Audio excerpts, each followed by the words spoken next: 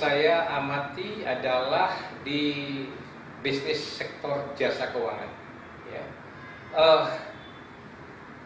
Kalau saya melihat paparan dari OJK, dari bahan-bahan yang saya coba collect, khususnya yang berasal dari OJK, ada satu skenario untuk pertumbuhan ekonomi di 2021 ini terkesan optimistik begitu. Ya. Misalnya ada prediksi bahwa inflasi akan mencapai 3%, gitu ya. Suku bunga SBN 10 tahun 7,29%, lalu nilai tukar sekitar 14. Penerimaan pajak diharapkan mencapai 1.500-an triliun. Lalu terdistribusi ke dalam menjadi apa? Ke pos-pos ya, dana desa sekitar 72 sekian triliun, ya. Transfer daerah sekitar 700 triliun lebih, dan belanja non kementerian mencapai 900 triliun lebih, dan belanja kementerian atau lembaga di atas 1.000 triliun. Ya. Kemudian diproyeksikan itu belanja negara dan sebagainya. Misalnya kesehatan sekitar 170 triliun, pendidikan 550 triliun, teknologi dan informasi sekitar 30 triliun, infrastruktur 400-an triliun, ketahanan pangan 102 triliun, perlindungan sosial sekitar 400 triliun, pariwisata 14,5 triliun dan sebagainya. Jadi melihat figur semacam ini, bisnis jasa di sektor keuangan ini nampaknya sangat optimistik. Tapi dewasa ini, in reality, in practice-nya bagaimana? Kita melihat bahwa di bisnis perbankan, jasa keuangan yang terkait perbankan misalnya, meskipun pemerintah yang melalui OJK sudah mengeluarkan berbagai peraturan yang sangat proaktif ya, sangat positif ya untuk mendukung pertumbuhan kredit ya, misalnya dengan dikeluarkannya kebijakan restrukturisasi ya dari debitur ya, yang mengalami kesulitan untuk melakukan pembayaran pokok dan bunganya. Kemudian juga di sisi yang lain, Bank Indonesia sudah menurunkan tingkat suku bunga acuannya menjadi sekitar 3%.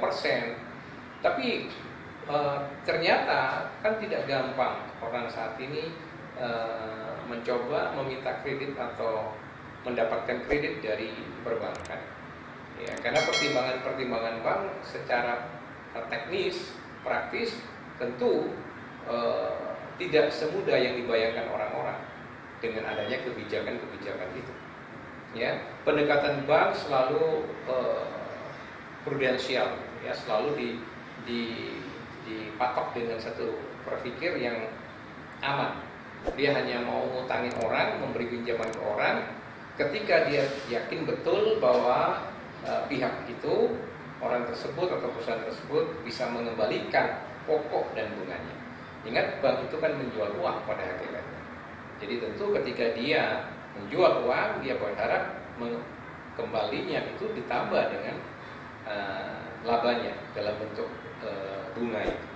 Ya, dan itu ketika dia lending itu tidak gampang, dia melakukan berbagai pertimbangan teknis, itu menganalisa calon debiturnya dengan cukup ketat ya, apalagi sekarang di tengah-tengah dunia usaha yang masih belum pulih sepenuhnya, tentu banyak kehati-hatiannya lebih ekstra, sehingga antara kebijakan yang sangat pro ekonomi ini, pro pertumbuhan ekonomi, untuk mensupport pertumbuhan ekonomi dengan pelaksanaan dengan prakteknya tidak selalu sejalan ya, tidak selalu sejalan. Dan ini tentu nanti bisa dievaluasi bagaimana kira-kira performance kredit dari perbankan itu, baik yang bank-bank BUMN maupun bank swasta. Saya kira cara pendekatan dan cara berpikirnya kurang lebih sama ya, cuman hanya saja di bank pemerintah seharusnya yang begitu mendapatkan suntikan modal masing-masing bank itu puluhan triliun dari pemerintah, seharusnya jauh lebih luas ya di dalam lending, ya di dalam memberi kredit.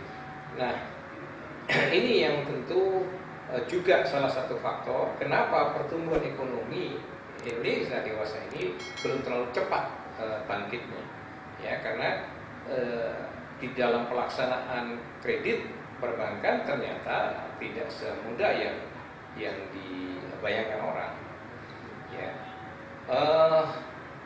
Di sisi yang lain, saya juga mengamati, terutama khususnya di sisi sektor asuransi, ya bisnis keuangan yang di sektor asuransi. Ini sekali lagi sebenarnya pemerintah harus meninjau ulang, karena perusahaan-perusahaan asuransi ini sudah menjalaksanakan bisnisnya itu sudah relatif ya menyimpang jauh ya dari core bisnisnya sendiri. Sebagaimana kita tahu, dasar dari bisnis asuransi itu tidak lain adalah pertanggungan, itu core bisnisnya. Tapi kan sekarang ada yang menerima deposito gitu ya, tabungan gitu ya, ada yang bahkan memainkan uang nasabah itu ke pasar modal ya, yang kita kenal sebagai bisnis asuransi unit link itu. Dan itu apa yang terjadi? Ternyata di dalam kenyataannya banyak merugikan masyarakat, karena uang premi yang dibayar oleh masyarakat itu ternyata dialokasi untuk kegiatan pasar modal itu, yang sebenarnya tidak terlalu jelas hasilnya bagaimana. Masyarakat banyak tidak mengerti tentang bisnis unit link itu. Berapa premi itu yang dialokasikan untuk pertanggungan, entah itu kesehatan atau jiwa, ya. Berapa yang sebenarnya uang premi itu yang dialokasikan, dimainkan oleh perusahaan asuransi itu di pasar modal. Nah, di pasar modal itu sahamnya siapa, gitu. Ya, hitungannya dan sebagainya nggak jelas. Padahal bermain di pasar modal itu ada perusahaannya sendiri, ya, melalui pialang-pialang, perusahaan-perusahaan jual beli saham itu, melalui manajer investasi, perusahaan-perusahaan manajer investasi dan sebagainya, itu yang memang bermain di bidang pasar modal. Tapi uang nasabah yang katanya premi itu ternyata juga dialokasikan ke sana, gitu ya. Dan ini tidak menjadikan banyak, karena keluhan-keluhan masyarakat yang tidak jelas, ya, yang dirugikan oleh perusahaan-perusahaan asuransi itu. Saya lihat sudah ada perusahaan-perusahaan yang digugat sekarang, banyak nasabahnya menggugat, ya. Dan saya sendiri saat ini juga sedang melakukan proses untuk menggugat sebuah perusahaan asuransi karena merugikan nasabah. Maka pesan saya, di sisi pemerintah seharusnya regulasi dan pengawasannya jauh lebih ketat, agar jangan sampai terjadi. Ya, contoh besarnya kan misalnya asuransi Jiwasraya itu. Ya, bagaimana itu sebuah perusahaan BUMN, perusahaan asuransi BUMN saja bisa semacam itu, ya, mengkolek dana, memobilisasi dana, meraup dana dari masyarakat. Tentu yang dikeluarkan itu seharusnya premi, tetapi itu menjadi sertifikat saving begitu, ya. Jadi perusahaan itu sudah menjadi seperti bank, akhirnya bergeser menjadi bank. Jadi perusahaan asuransi ini menjadi ambivalen. Satu sisi dia bisa menjadi bank, di sisi yang lain dia bisa menjadi perusahaan manajer investasi, menjadi pialang gitu ya, jadi di pasar modal. Jadi dua hal yang bisa kesana kemari, dan itu sering terjadi praktek-praktek manipulasi, sehingga yang harusnya premi itu bisa berfungsi lain. Surat premi itu seakan-akan nantinya bisa di satu sisi bisa menjadi sertifikat deposito, menjadi sertifikat tabungan, ya kan? Dan di dalamnya juga kita nggak tahu apa yang dimainkan di pasar modal. Jadi ini tentu kontraproduktif kalau semacam ini, dan sangat mengurangi rasa percaya kepada masyarakat. Ya, sementara di sisi yang lain kita juga belum melihat pertumbuhan perusahaan-perusahaan yang go public. Tentu sekarang ada banyak diancang-ancang, terutama yang BUMN ini akan di go publikan, gitu ya. Tapi mestinya ada banyak perusahaan-perusahaan swasta yang bisa didorong untuk go public. Karena pada satu sisi go public itu tentu menguntungkan perusahaan untuk memperkuat modalnya terutama, ya, merestrukturisasi modalnya terutama, ya, karena dia mendapatkan suntikan dana dari publik, dari masyarakat. Tapi di sisi yang lain, pasar modal kan juga merupakan sarana investasi bagi masyarakat yang memiliki katakan kelebihan uang, gitu. Ya, daripada uangnya idle, daripada dia cuma depositokan, ya. Dia sebagai bisnismen tentu dia lebih menyukai kalau uangnya itu menghasilkan, ya, menghasilkan uang juga tentu, ya. Tentu itu kita kenal konsepnya sebagai wealth maximizing, gitu, ya. Tentu ingin supaya bagaimana uangnya tidak diam, ya, tidak mati, tidak idle dimainkan di pasar modal. Jadi itu juga merupakan sebagai satu alternatif dari income pasif selain tabungan dan deposito. Jadi kita juga ingin mendorong agar pertumbuhan atau pergerakan go public, ya, IPO dari perusahaan-perusahaan swasta umumnya itu juga bisa lebih bergairah. Nah, tentu ini harus ditopang dengan regulasi-regulasi dan pengawasan yang baik. So kalau kita melihat misalnya peran OJK di dalam rangka misalnya